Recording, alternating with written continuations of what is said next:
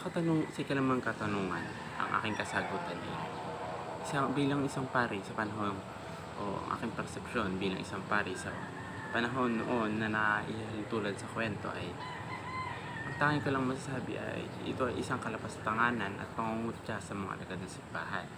Maaaring kung ako bilang isang pari sa panahong iyon ay magiging magagalit o maaaring kontrahin ko ang nilalaman ng kwento pagkat doon ay nakasaad na maraming kalapastanganan at pangahamak ng tao ang nagawa ng mga paring Kastila, kung saan ay ito ay isang paglabag sa aming paniniwala at sa aming bokasyon.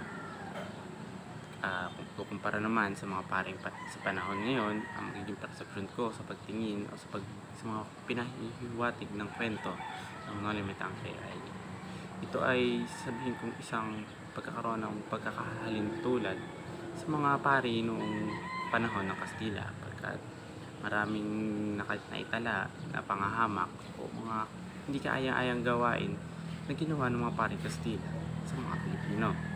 Ito ay masasabi ko isang klarong depiksyon ng pagbabago, pagkat kung ano man yung nagawa nila noon ay ibang-iba na sa mga ginagawa ng mga pari ngayon.